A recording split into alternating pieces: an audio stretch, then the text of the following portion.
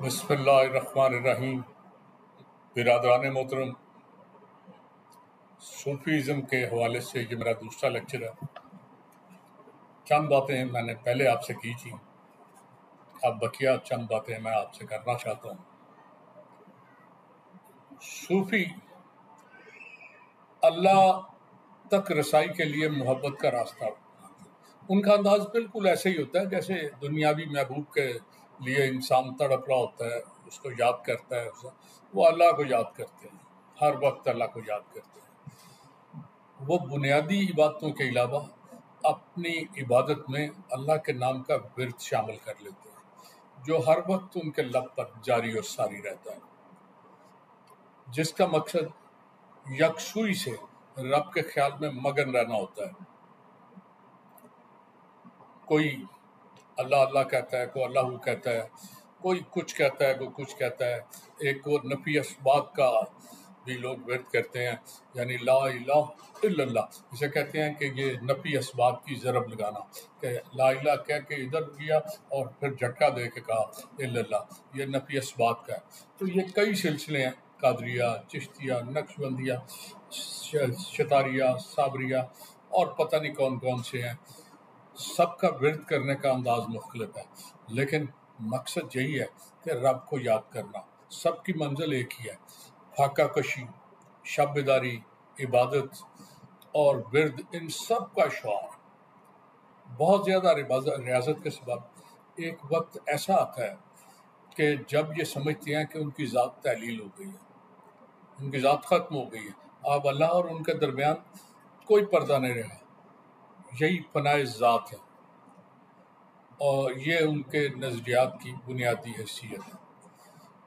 مجذوب صوفیوں میں خامی ہوتی ہے، ابھی میں نے آپ کہا کہ وہ عشق الہی میں اس قدر کھو جاتے ہیں کہ ان کی ریاضت انہیں کسی حد تک شریعت سے بیگانہ کر دیتی ہے، لیکن یہ غلط ہے۔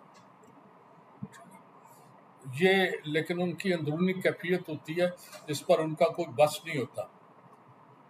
حضرت جنید بغدادی کہتے ہیں کہ مجذوب صوفیوں میں خامی آ جاتی ہے کہ ان میں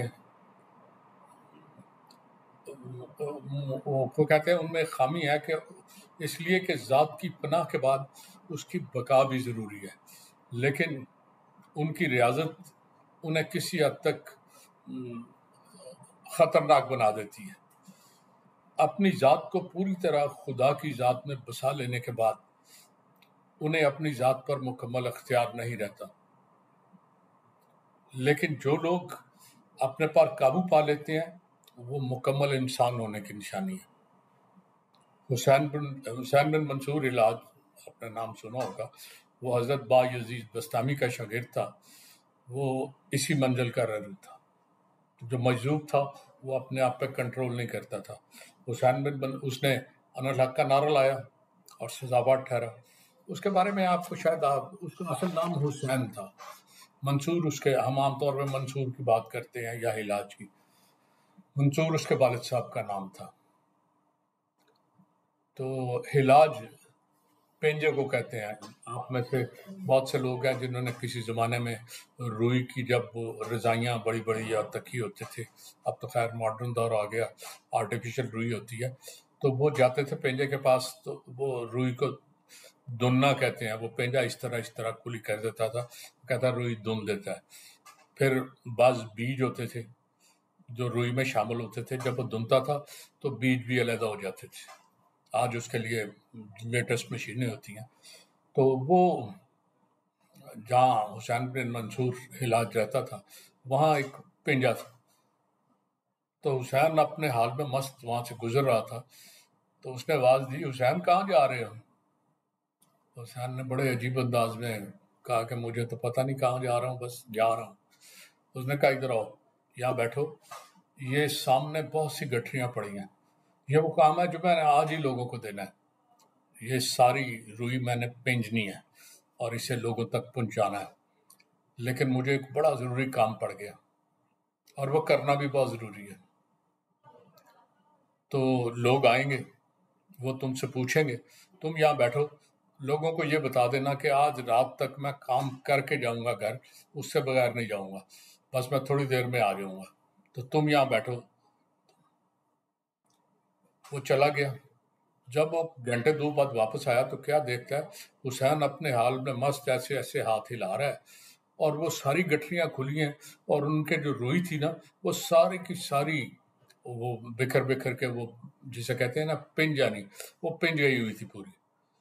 وہ بڑا حیران ہوا۔ یہ واقعہ اس قدر مشہور ہوا کہ حسین بن منصور کو حلاج کا نام دے دیا گیا۔ تو حسین بن منصور حلاج، وہ اس وجہ سے، وہ جو اس کا تھوڑی سی حرکت تھی، اس وجہ سے وہ حسین بن منصور حلاج کہلاتا ہے۔ تو حسین سے کسی نے پوچھا کہ حسین یہ تم نے روئی کے ساتھ کیا کیا ہے؟ تو حسین ہنس کے کہتا ہے میں نے دوئی ختم کر دی ہے۔ دوئی مین دو جو چیزیں تھی انہیں علیحدہ علیحدہ کر دیا، تو وہ دوئی جو تھی نا وہ ختم کر دیا۔ حضرت شبلی جو اسی دور کے، تو میں نے ان کا پہلے بھی ذکر کیا کہ وہ متین صوفی تھے، وہ خود قابو پار لیتے تھے۔ تو وہ یہی کہتے تھے کہ حسین کا اختیار ہی نہیں، اس پہ کیا بیچارہ کرے۔ تو حسین سے کسی نے پوچھا کہ تم بتاؤ کہ تصوف کیا ہے؟ اس وقت حسین جو ہے نا وہ سولی پہ لٹکا ہوا تھا، اس کو اس کے ہاتھ کاٹ دیے گئے تھے، اس کے پیر کاٹ دیے گئے تھے، بڑی بے دردی سے اس کے کان ناک کاٹ دیے گئے تھے، آنکھیں نکال دی گئی تھی۔ تو خون میں تھا، وہ اپنے منہ پہ اس طرح کرتا تھا۔ پوچھا کیوں کر رہے ہو؟ تو کہنے لگا میں نہیں چاہتا کہ لوگوں کو پتہ چلے کہ میں اس وجہ سے شاید کمزور پڑ گیا۔ اسے کوڑے مارے گئے، 300 کوڑے، ہر کوڑے کی جب وہ کوڑا اسے لگتا تھا تو اللہ کی آواز آتی تھی، پتہ نہیں نامعلوم سی کہاں سے، یہ سمجھ نہیں آتی تھی لوگوں کو۔ تو اسے اس وقت پوچھا گیا کہ اچھا وہ ہر کوڑے پہ اللہ کی آواز آتی ہے، اور وہ کچھ شعر پڑھتا تھا، اس نے اف تک نہیں کی۔ تو کسی نے پوچھا حسین تصوف کیا ہے؟ تو اس نے کہا یہ جو تم دیکھ رہے ہو یہ تصوف ہے، اس سے اگلی منزل جو ہے وہ یہ ہے کہ مجھے ختم کر دیا جائے گا، اور اس سے اگلی منزل ہے کہ مجھے دریا میں بہا دیا جائے گا، اس سے آگے میری خاک بھی اڑا دی جائے گی، اس سے آگے کا مجھے نہیں پتا، مجھے یہاں تک کی منزلوں کا پتا ہے۔ چنانچہ وہی ہوا، حسین بن منصور کو مار دیا گیا، اور اس کی خاک جو تھی نا دجلہ میں بہا دی گئی۔ جب اسے ٹکٹکی سے جہاں وہ لٹکایا ہوا تھا، سولی یا ٹکٹکی، اس سے جا کے تو جائے قتل کی طرف لے جا رہے تھے، تو اس نے آسمان کی طرف دیکھا اور کہا اے اللہ تو اس سے بھی محبت کرتا ہے جو تجھے ایذا دیتا ہے، جو تکلیف پہنچاتا ہے، تو اس سے کیسے محبت نہیں کرے گا جسے تیری وجہ سے تکلیف دی گئی، جسے تیری وجہ سے ایذا پہنچائی گئی۔ جائے قتل پر اس کا سر کاٹ کر بغداد کے چوک میں لٹکایا گیا، اور جسم کو جلا کر راکھ دریا دجلہ میں پہن گئی۔ یہ اس کی آخری منزل تھی جو اس نے پالی۔ اچھا، لوگ پوچھتے ہیں کہ صوفی اور علماء میں کیا فرق ہے؟ بڑا فرق ہے، سوچ کا فرق ہے۔ اور سوچ کیا ہے؟ صوفیہ کی تعلیم کا مقصد انسانی دل کی درستگی، اور اسے رب العزت کی محبت کے سوا ہر چیز سے بے نیاز کر دینا۔ ایک عالم کے نزدیک رب جبار ہے، قہار ہے، وہ انسان سے اس کے عملوں کا پورا حساب لے گا، اور اس کے مطابق اسے سزا اور جزا کا مستحق ٹھہرائے گا۔ لیکن اس کے مقابلے پہ جو صوفی ہے اس کے سوچ کا انداز بڑا مختلف ہے۔ وہ کہتا ہے کہ انسان کہ رب جو ہے وہ رحیم ہے، کریم ہے، وہ 70 ماؤں سے زیادہ انسان سے پیار کرتا ہے، وہ کیسے آپ کو سزا دینے کی سوچے گا؟ وہ بالکل بھی ایسی بات نہیں سوچے گا۔ آپ اس سے رجوع کریں، اس کے دل، اپنے دل میں اس کی حب پیدا کریں، اس سے رابطہ کریں، تو اللہ آپ کو بخشن والا ہے، اللہ آپ پہ کرم کرنے والا ہے۔ تو یہ بیسیکلی ہے۔ رابعہ بسری ایک دن جا رہی تھی تو ایک عالم تقریر کر رہا تھا، اس نے کہا کہ لوگوں ہر وقت اللہ سے دعا کرتے رہو، وہ آپ پہ کرم کرے، رحم کرے، شاید توبہ کا دروازہ کھول ہی جائے۔ رابعہ رسی مڑی، اس نے کہا یہ تم نے کس نے کہہ دیا ہے کہ توبہ کا دروازہ کبھی بند ہوتا ہے؟ وہ تو ہمیشہ کھلا رہتا ہے، آپ کسی وقت توبہ کرو، اللہ تعالیٰ بائیں پھیلائے آپ کے انتظار کر رہا ہوتا ہے، منتظر ہوتا ہے، وہ آپ کے لیے آسانیاں پیدا کرتا ہے، وہ بہترین سے بہترین آپ کے لیے نظام کرے گا۔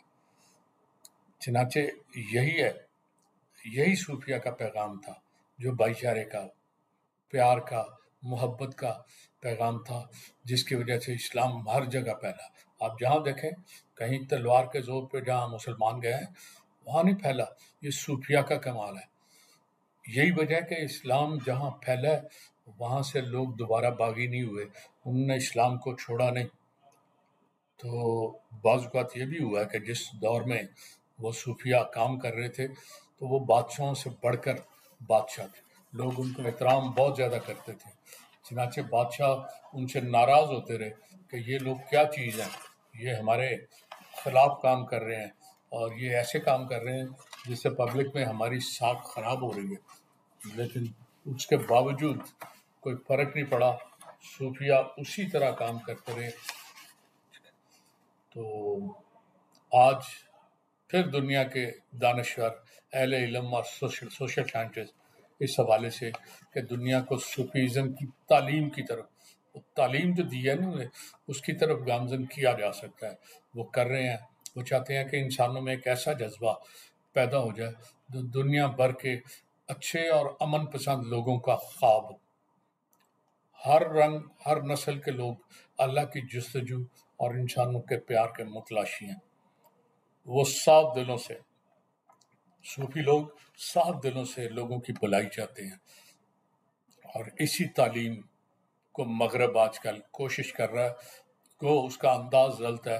انہوں نے پاکستان میں بھی ایسے ایسے صوفی ڈھونڈ لیے ہیں کہ جن کا صوفیزم کیا شریعت سے بھی قریب کا تعلق نہیں ہے، لیکن بہرحال اگر ہمیں اچھے راستے پہ چلنا ہے تو ہمیں صوفیہ کی تعلیم پر عمل کرنا ہوگا۔ یہ میری چھوٹی سی تحقیق تھی، امید ہے آپ کو پسند آئی ہوگی۔ تو میرے چینل کو جاتے جاتے سبسکرائب بھی کریں، اور وہ جو بیل کا آئیکن ہے اسے ذرا ٹچ کر دیں۔ آپ کا بہت بہت شکریہ۔ اللہ حافظ۔